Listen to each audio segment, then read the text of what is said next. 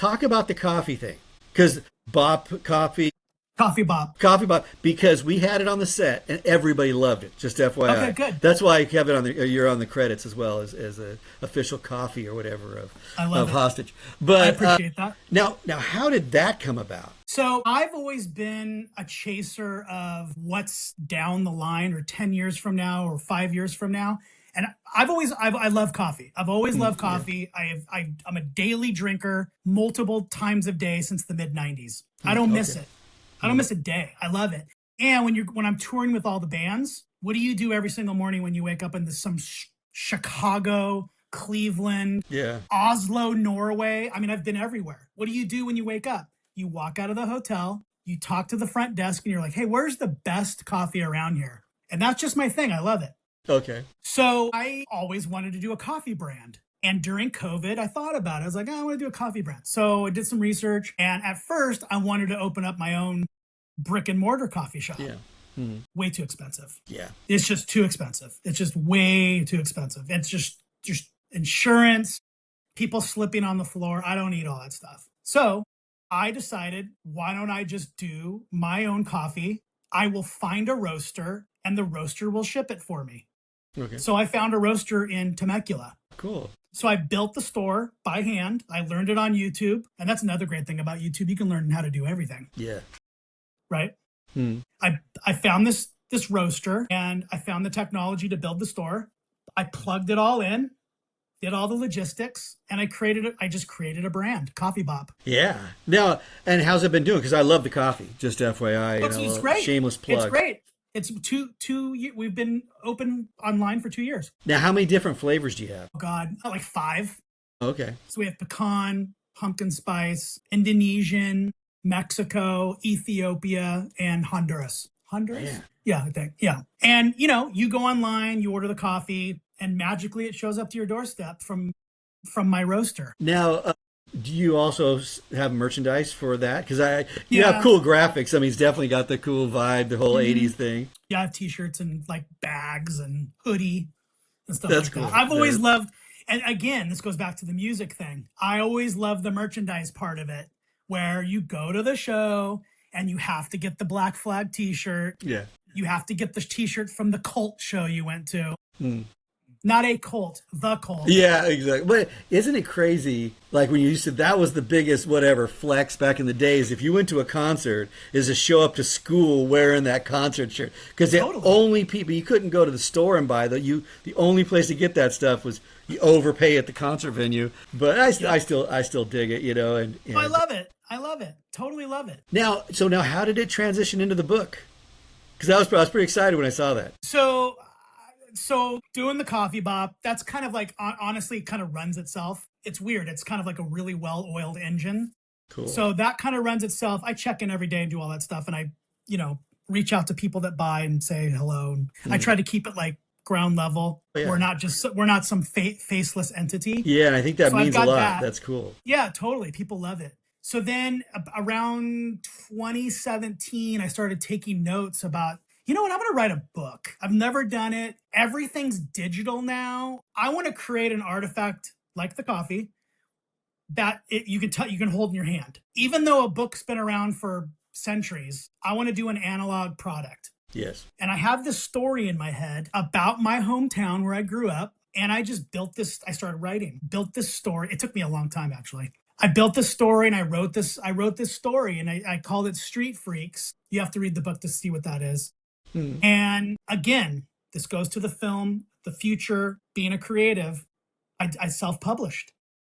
I was going to ask you about that. I didn't go to Penguin Books. I didn't go to Simon and Schuster. I didn't do any of that stuff, because nowadays you can have a creative idea and you can turn it over in no time to get it out to the public. So it's available on Amazon. Amazon, and then you have a website, Street Freaks. Streetfreaks.xyz. XYZ, because I remember that was a good video you put out. It's not .com. I wanted something weird, freaky, so it's XYZ. Now, are these characters, is it autobiographical or is it all fiction based on... Because, I'll just be honest, all my movies, I have stuff for my childhood or back. Totally, yes. It's fiction, but it's drawn from my growing up in Whittier, California is where I have to say it because somebody might not know where that is. Whittier, California. Well, you've got a lot of people over here that want to see it. I know both of my brothers, like I said, we were talking about it just yesterday about it because they were thinking, man, I mean, such a unique, I mean, just everything. It's just the melting pot. I mean, I remember like, things that became big. Like, I'll go back to No Doubt with Gwen Stefani, the way she dressed. And the whole world was like, oh my God, dude, that was the girls at the Skate City skate park, in Whittier, California. That's how the girls dressed. Like, it wasn't like I thought she was hot, but that's how at least the girls that we were interested in, but, you're blending cultures, but it was like, it was a different. It was like Cholo culture meets madness. 100%. But I remember that, but like even talking with my wife now, I'm like, and she grew up in Downey, which is close. But she didn't have that vibe in Downey. Downey was different. Whittier had it. Downey Whittier had was the blasters. Yeah, okay. And so when like she said when that happened, when No Doubt hit, everybody started dressing like that. They did it in La Habra, and they did it in Whittier. They had already been doing it, But so that being said, I'm really anxious now. How long is your book? How many pages is it? Well, it's an easy read. It's 60 pages. It's very short. That's awesome. It's an easy, and I created it to look like an old fanzine that you would find at a record store on the ground as you're walking out of the door. I'll just, again, full disclosure here. You had a video or a clip on Instagram, but it was just the Street Freaks, just your cover. Mm-hmm. And I think maybe had some other colors going on. So anyway, and you're talking about your streaming culture. I thought, wow, that's a cool image. I didn't know it was your book. So it was like, oh, okay, that was cool, and it was flashing, I think, but moving on. And then all of a sudden you came out with, you've got merch. And I think that your image on that shirt that you had is super cool too. But when all of a sudden you came up, I'm like, no way, that was Diablo's book. Of all the things that you just mindless, that I actually remembered, but I remembered the cover of that book. So now how are you advertising for it? It's DIY. Okay. There's a couple like Whittier centric creators on YouTube and Instagram. So I've already reached out to them. Okay.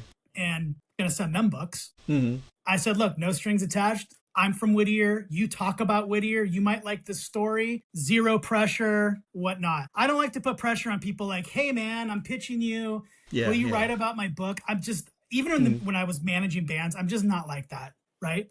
Because to me, the music or the book is going to speak for itself. And but the big thing too is you gotta get it out, but you never know who's going to read it, and they're going to push it.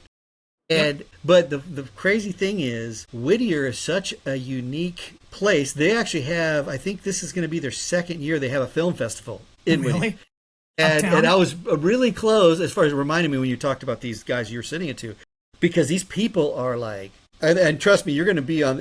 They would promote it, but it's like if it was shot in Whittier, had anything to do with it, people were from Whittier. But it's like it was kind of cool to see. It's got this whole like small town vibe, even though it's not a small town. So but it seems like people are into it. Like even my brothers. When you're too cool for where you live. When you're young, and then they're that way, and they go out and have a life, and they come back, and now that's important. Now they're on the Facebook. Older. Yeah, they're on the Facebook group, of Whittier stuff, Skate City stuff.